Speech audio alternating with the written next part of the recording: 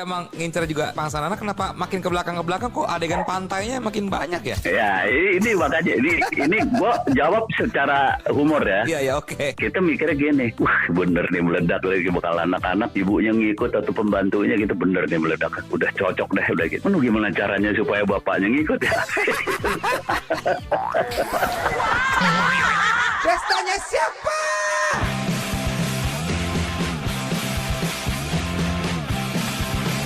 Om Indro Warkop. Eksklusif di Spotify. Halo, jumpa lagi di Pestanya Siapa, eksklusif di Spotify. Baiklah, kali ini kita akan ngobrolin soal ini ya. Seiring berkembangnya dengan teknologi, sosial media kan juga sekarang semakin merajalela ya. Dimana-mana semua orang sekarang pakai sosial media ya. Terus banyak tuh yang bikin sesuatu apa-apa gitu jadi sesuatu yang viral. Bahkan orang ada yang bikin sesuatu di sosial media tujuannya untuk viral. Terus terkenal ya, jadi public figure gitu ya. Kok kayak sekarang gampang gitu loh. Jadi orang yang ngetop, yang dikenal orang. Ya bahkan memang ngetop juga banyak yang karena sensasi, ya nggak sih? Jadi, menurut gua sebetulnya jadi public figure itu kan sesuatu yang nggak mudah dicapai ya. Kalau lihat dari perjuangan-perjuangan apalagi yang zaman dulu nih. Kalau gua dengar cerita-cerita dari para sesepuh ya yang berkecimpung di dunia entertainment, untuk menjadi seorang public figure atau artis atau selebriti ya, itu nggak gampang. Nah, gua mau ngobrol nih sama seseorang ya yang memang gua sangat kagum banget sama karya-karyanya, orang yang sangat bersahaja, orang yang sangat mengayomi ya. Gue akan coba telepon Om Indro Warkop. Kita ngobrolin karirnya dia ya. Halo, selamat malam Om Indro Warkop. Halo. Iya, Om Desta. Aduh, denger suaranya tuh nggak tahu kenapa gue merasa terayomi selalu loh kalau denger suara Om Indro loh. Bukan Om Indro, ini ngomongin fenomena apa ya, artis-artis yang sekarang banyak dilahirkan dari sosial media nih, secara instan ya. Kita nanya dulu, kilas balik sedikit karir Om Indro dulu, perjuangannya seperti apa Om Indro? Jadi gini ya, sebenarnya kan kita seolah-olah nggak berjuang. Nah, Kita senang-senang aja. Itu Kita dia. siaran di Prambors, senang-senang aja. Kita juga nggak tahu tiba-tiba kok meledak di seluruh Jakarta gitu. Dulu kan cuma sejabotabek tuh siarannya nggak boleh lebih. Semua orang dengerin Malam Jumat Warkop gitu kan. Sampai akhirnya pertama sebetulnya belum di ini dulu nih, Belum cuma di di Pencinta Alam. Pencinta Bukan belum di panggung. Jadi kita ngocol di Api Unggun segala macam gitu. Kalau ada dulu kan gitu, SMA Jambore gitu kan, Universitas Jambore, kita ngisi di situ. Terus lama-lama ngisi di universitas. Dari Pencinta Alam terus ke kampus-kampus. Kampus-kampus terus ke sekolah. Terus kayaknya nih kita ngelawak nih terus gitu kan. Ya kita terusin sampai. Tar dulu, sebelumnya nggak pernah kepikiran kita ini pelawak nggak ya? Enggak, belum. Kita kepikirannya ini bercandaan kita bisa diterima nih. Bahkan kita nggak nentuin kondor kalau dipanggil. Pokoknya dikasih aja gitu kan. Ya, buat kita seneng-seneng aja. Wong kita juga bawa pasukan kan. Udah anak Prambors gitu kan. Banyak banget, 15, 20 nanti kita bayarin makannya kadang-kadang nombok gitu kan. Gitu kita makan di Pecenongan. Udah formasi Om Indro, Om Kasino sama Om Dono ya? Waktu itu masih formasi gue, Kasino, Nano. Om Dono belum naik ke panggung. Belum naik ke panggung. Nah ini terus sampai juga di company. Suatu saat gue dipakai ini sejarahnya nih. Dipakai di ID, Ikatan Dokter Indonesia. Loh, kok? Ya kan banyak anak UI, jadi dipakai di situ Ikatan Dokter Indonesia. Dulu ada band Indonesia 5, jazz band, yang terkenal banget di dunia tuh. Jadi dia. Jadi Om Indro, kita di Om situ Indro ngelawak, bingung. Om Indro ngelawak terus Indonesia 5 isi bandnya gitu. Nah, Om Musmalim kan dulu emang jagonya bikin operet tuh di TV gitu. Padahal waktu itu aku cuma berdua tuh, aku sama Kasino. Dulu kan begitu kayak amatiran, yang bisa-bisa, yang enggak gitu kan. Udah, gue diiringin nyanyi segala, sama Kasino kan tetap nyanyi kan. Musmalim tertarik, maka ditawarkanlah kita acara di TVRI. Oke, itu ngelawak juga di TVRI. Bikin sketsa. Pas berdua sama Om Kasino yang waktu di panggung ID itu, materinya apa? Materi stand up lah, storytelling juga gitu loh. Cuma berdua. Jadi tuh ya? Berdua aja gitu. Bukan slapstick ya? Kalau di panggung nggak ada slapstick. Slapstick tuh hanya ada di film. Oke. Di panggung itu kita full verbal. Bahkan kita nyindir pemerintah biasanya.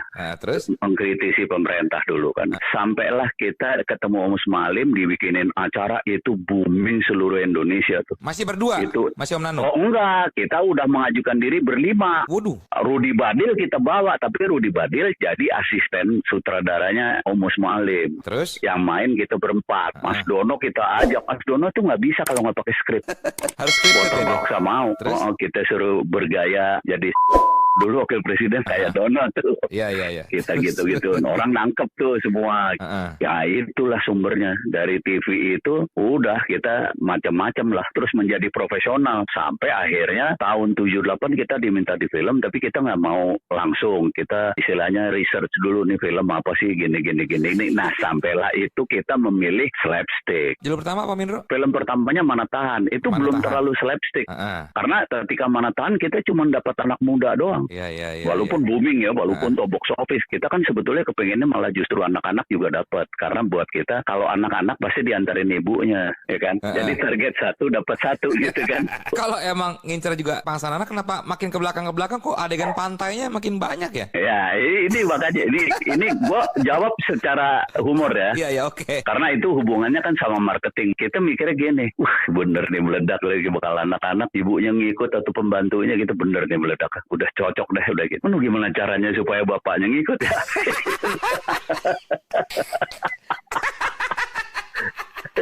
Akhirnya banyak adegan pantai. Iya, bapaknya ngikut nganterin.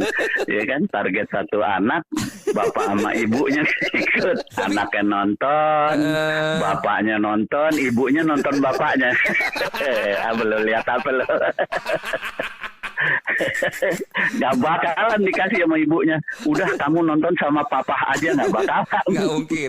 Iya, harus dijagain ya. Ibunya ikut. Total ada berapa film? 34 film ya. Terakhir itu sempat main sinetron juga ya, Om Indro ya. Sinetron udah gak kehitung berapa ratus episode ya. Kalau kita balik lagi Om Indro, jadi public figure itu sebetulnya gak gampang ya?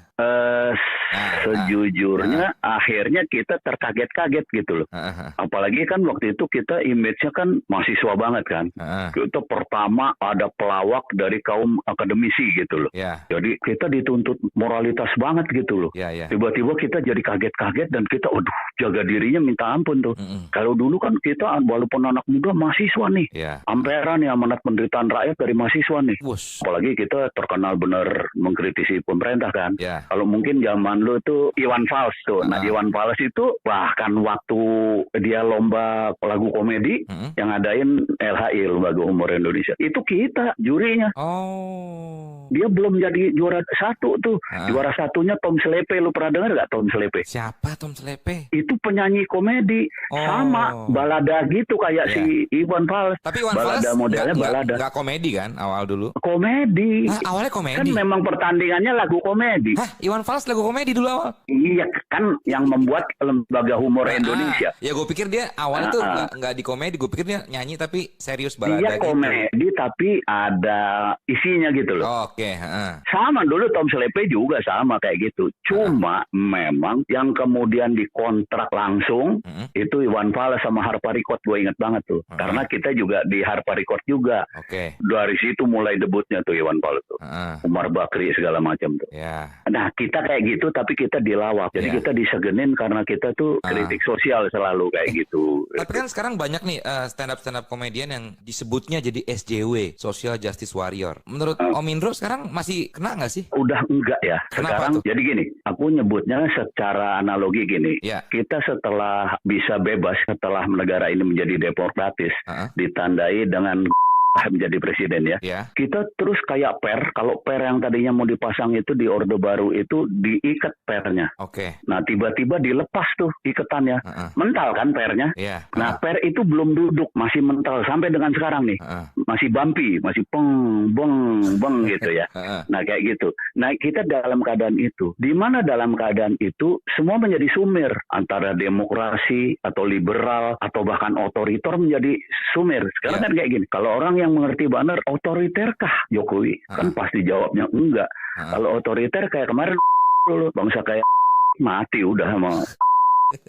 Beneran. Tapi Om Indro sempat mengalami masa-masa ya? Mengalami banget. Nggak, maksudnya sempat ada bagaimana takutnya gitu ya, takut untuk ngomong gitu ya? Ngalamin. Jadi kita kalau mau ngomong ini kita harus tahu bener nih, secara undang-undang kita ngelanggar nggak?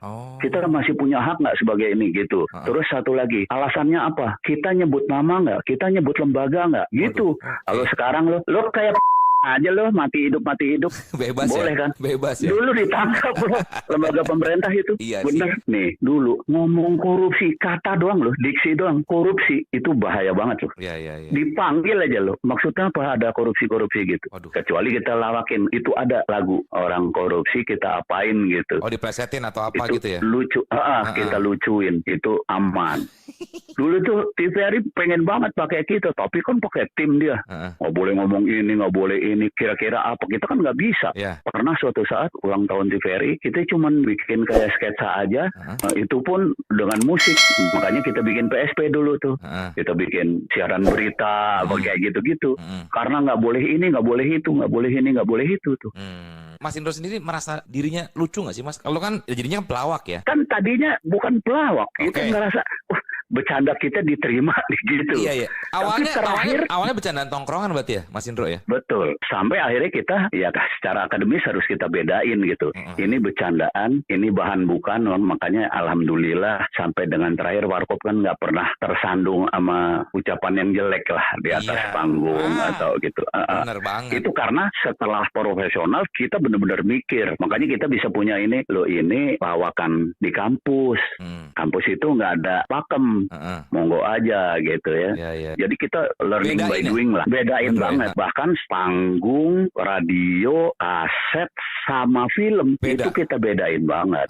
Akhirnya kita ketemukan waktu kita terima di film, ternyata kita kalau di film itu bukan jadi pelawak, tapi kita aktor membawakan film komedi, di mana komedinya itu ditentukan dari senario. Benar. Tapi ada yang spontan nggak sih? Ada yang kira-kira tidak memerlukan koordinasi dengan sutradara maupun kamera. Iya. Tapi kalau yang slapstick kita harus koordinasi. Nggak mungkin enggak, angle-nya dari mana? Takutnya dompet. Nggak ketangkep kamera ya? Iya, nemu dompet misalnya yang dipakein benang. Ada yang mau nomplok kita tarik, Itu kan urusannya sama gambar, Pak. Iya, benar. Sama pengaturan kayak gitu. Jadi sebelum jadi senario itu 10-15 kali itu benar-benar kita godok.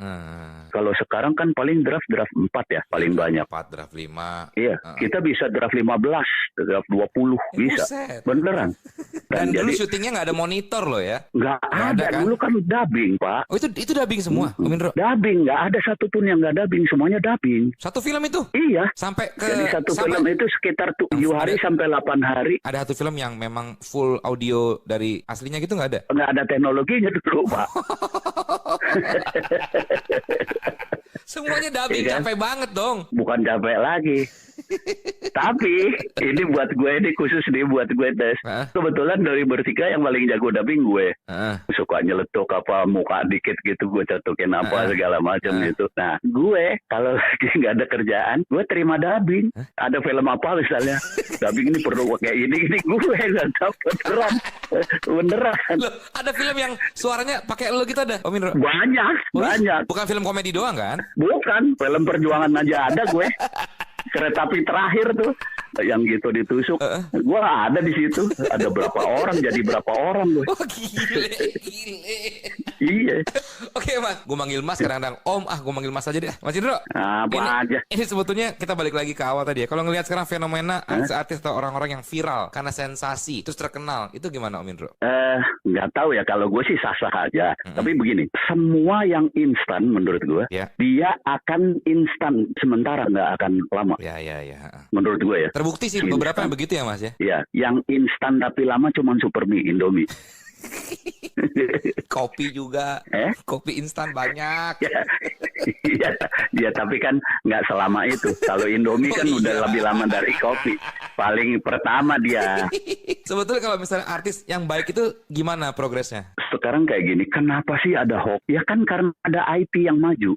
Mereka ini yang instan adalah dibantu dengan IT yang maju. Beda sama kami dulu. Kami kan nggak pakai IT, orang gila loh syuting film nungguin dubbing gabing. Gabing tuh dari jam 8 pagi sampai jam 10 malam, jam 11 malam tuh ya. Ngeliatin muka kita terus kita ngisi suara gitu kan pelan-pelan kan. Itu bisa 8 hari satu film.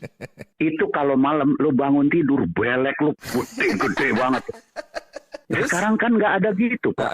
Semuanya terbantu dengan teknologi ya. Dan teknologi itu bukan tidak abadi secara nama teknologinya ya, tapi secara segmen tidak abadi. Iya. Lu seneng fotografi. Ya. Beda 2 bulan lu bisa dapetin teknologi yang berubah. Iya betul. Handphone pun begitu loh. Iya kan. Kesimpulan adalah teknologi ini akan berkembang terus.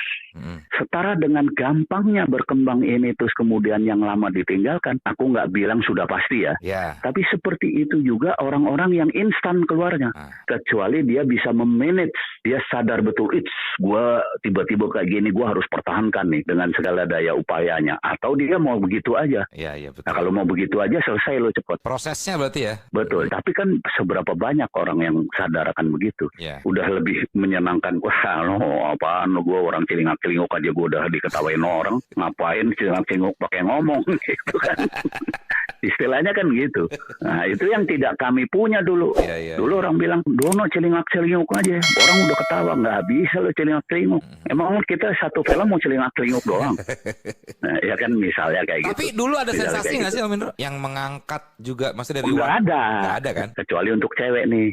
Sensasi misalnya, dia terakhir ketahuan bahwa, tapi kan nggak berani disebar lewat media. Kalau dulu kan media nggak berani ngomong. Iya, kalau sekarang mah gampang banget sekarang. Misalnya dulu pacarin sama misalnya, siapa yang berani nulis? Tapi kan orang tersebar di mana-mana. Kalau sekarang enggak, semuanya terbantu banget sama yang namanya media. Terbalik. Gue tuh bisa tahu nama, nggak tahu orangnya yang mana. Akhirnya gue wawancara loh. Gue kan kemarin ini Instagram live sering gitu. Nggak kepengen punya YouTube. Gue nggak bisa langgeng nih kayaknya. Gue gini-gini aja. Gue bikin Instagram lah. Tiba-tiba ada yang usul. Aduh siapa namanya? Siapa? Keanu. Terus? Kayak gitu kan menurut gue fenomenal banget. Gue nggak tahu siapa dia. Kayak dia tiba-tiba waktu itu ya. Dia Instagramnya 2 juta loh. Gue aja masih 1,4 apa 1,5 kemarin ini gitu. Yang bener? Iya. Ada tiba-tiba gue main film sama seorang cewek, gue gak bisa sebutin namanya. Gue baru lihat itu gitu, manis, anaknya lucu gitu. Anak baru nih gitu ya. Aduh. Umurnya bisa jadi cucu gue. Tiba-tiba lo tau gak apa? Instagramnya 20 juta mas. Wow. Iya kan hal-hal kayak gitu tuh yang menurut gue terbantu semua akan media. Sementara media itu udah sekarang kalau yang namanya media bicara teknologi. Lu sekarang mau ngetop apa segala macam. Kalau ngomongnya lo maki-maki atau lo maki-maki besok pagi yang ngetop loh. Itu dari mana? Dari media Pak. Medianya dari mana? IT Pak. Jadi kalau lo ngomong sekarang media, bukan hanya kelompok media dalam artian media massa, tapi lo sendiri sekarang sudah bermedia gitu. Punya media. Nah itu semua dimungkinkan karena IT. Tadi makanya alasan gue kenapa berkesimpulan bahwa yang keluar dari sana maka akan juga temporary banget, nggak akan langgeng gitu. Mohon maaf nih, warkop gitu. Orang mungkin juga udah nggak tahu, mungkin mereka anak-anak kecil itu yang tahu warkop juga dipikirnya semua udah meninggal. Udah nggak ada. Ini zaman dulu nih, zaman bapak mak gue tapi lucu gitu. Ini ada satu kejadian yang mungkin lucu tapi sebetulnya membuktikan bahwa zamannya udah lain, bahkan dia nggak tahu gitu. Apa tuh? Ini kayak gini, gue lagi makan nih. Di belakang gue ada satu keluarga lagi makan. Gue denger banget tuh bapaknya bilang, itu Om Indro yang videonya kamu punya banyak di rumah gitu. Gue cuma denger kayak gitu udah. Ya, anak kayaknya juga nggak tertarik ya kan. Udah gue makan aja. Terus? Udah ya gue hampir kelar. Mungkin nih anak nungguin gue nih. Gue kelar, nih anak maju. Om papahnya Om Indro ya. Karena apa? Ini logika gue pikir ya. Yang dia lihat dia belum botak, kumis gue masih hitam, belum berjenggot. Tiba-tiba sekarang botak, kumis jenggot gue putih kan. Logikanya jalan kan? Tapi dia nonton loh. Makanya justru dia nonton, tapi dia nggak kenal orangnya. Iya. Berarti masih komedinya kan? Masih masuk sama anak sekarang ya? Ini yang mau gue ngomong. Everlasting. Sejelek-jeleknya gue dulu yang cuma pakai usaha atau kebetulan nih kan jadi artis kan gitu. Tapi setidak-tidaknya karena kita berusaha penuh. Kenapa? Karena kita dengan segala keterbatasan Pak. Lu sekarang di net TV juga sama gue zaman dulu nih maaf kalah banyak loh. Nah dulu nggak ada jauh. TV. Bener. Cuman ada dia. Sekali genjot, peng, seluruh media di Indonesia ngomongin fenomena itu. Wah, ini gila, anak mahasiswa loh, begini loh. Wah, kritik sosialnya loh. Wah, ini itu. Sampai terus dibentuklah itu yang namanya punya artis. Kita diblok di situ, kita nggak bisa kemana-mana karena kita juga nggak mau masukkan gitu. Kayak gitu. Jadi menurut aku karena mungkin dulu tuh berjuangnya juga bener-bener gitu, nggak terbantu apa-apa. Hikmahnya adalah masih dikenal, walaupun sampai sekarang orang nggak tahu yang mana itu, gitu kan. Kayak gitu. Tapi kan warkopnya dikenal. Buktinya sekarang lo aja, lo nggak nyangka kan dulu kita pengkritik sosial kayak gitu. Dulu diwakili kayak gini nih di kalangan teater Rendra. Oh, itu ditangkap dulu. Warkop doang nggak pernah ditangkap. Kedua di kalangan musik Hari Rusli. Ini sebelum Iwan Fals ya. Ketiga di lawak warkop itu terkenal banget dulu Des. Kritis tapi nggak pernah ditangkap kan ya. Anak sekarang nggak ada yang tahu. Kecuali yang umuran gue atau di atas gue. Orang semua tahu itu. Oh, warkop dulu begini gitu kan. Dulu gue nggak pernah lewat. Gue dulu bokap gue ngantri tiket di Linggarjati. Gue inget banget. Nah, setiap film lo muncul. Di film kan. Di film. Ya itulah keterbatasan kita dulu dengan IT, dengan media. Buat lo jadi semakin kuat ya? Iya, jadi ya itulah hasil buah dari sebuah perjuangan. Itu juga sih yang perlu, itu perlu sih. Buah hasil kerja keras dan perjuangan gitu ya, Om Indro ya? Bener. Gue ngefans banget sama ini orang. Tapi lu boleh percaya boleh enggak, gue lu terserah ya. Gue tuh penggemar lu, Vincent. Ini demi Allah nih gue ngomong. Lu boleh tanya keluarga gue. Itu yang nggak pernah liwat itu acara gue malam-malam sama lu. Itu kan habis lu kan. Apalagi si anjing-anjing ini kalau udah main gangguin, lu tahu nggak? Lu lagi malam-malam tiba-tiba lu masuk ngapain deh? Itu gue ketawa abis gue. Bayangin Om Indro, dulu tuh gue waktu kecil, gue keluarga gue nontonin lo ngefans banget sama lo, sama Om Dono, sama Om Kasino. Sekarang Om Indro nonton gue, gila rasanya Om Indro. Wow. Dan pernah kerjasama sama Om Indro juga di sahur. Itu bangganya luar biasa. Terima kasih banget Om Indro ya. Cuman lo yang ngehargain gue anjing. Gue ingat bener. Gue ingat bener lo ngomong gue pakai bahasa Jawa. Ngene pancen lo nih. Gue inget banget tuh lo nyemangatin gue pakai bahasa Jawa. Gini Sunda kabeh. Lo ngomong gitu. Gue inget banget. Buset, ini kita gue bilang sama manajer gue. Manajer gue kan si Hadra, si Desta itu orang paling baik sama gue. Bilang kelihatannya dia selalu ganggu gue, selalu ngecak gue, tapi terus dia tuh yang bikin gue kayak mancing bisa gue balas gitu. Tapi secara gue nggak bakalan pernah lupa terus Desta di ini sahur. Udah, thank you Mas Indro ya, thank you banget ya. Aduh, gue bangga banget loh ngobrol sama lu selalu. Gue berasa kayak bener, lu nggak percaya, lu tanya Tora. Kenapa? Tora tuh kalau lagi live sering gue bercandain. Waduh itu perempuan satu ya, bagus banget gitu kan. Ntar dia jawab anjing dulu gitu. Makanya dia suka, Om Indro nonton nih Om Indro gitu. Gue kalau sama lu gue nggak berani. Kenapa? Ya kalau lu kan kayaknya tertata banget, rapi, ada rapi yang sekarang. Kalau malam-malam kan masih seenak jidat. Masih berantakan. Masih seenak jidat. Tapi harus gitu menurut gue. Iya konsepnya masing-masing. Jangan dirubah kalau malam-malam. Dengan lo tiba-tiba masuk kayak gitu seenak jidat. Yaudah. Iya. Mas Indro, thank you banget ya. Sorry ganggu waktunya. Sama-sama. Thank you. Sukses. Ya, salam buat gue doain selalu. Salam buat thank you. Salam buat Harley semua ya. Thank you ya. Salam keluarga juga ya. Dadah, sehat-sehat Om Indro. Bye-bye. Bye-bye. Pestanya siapa?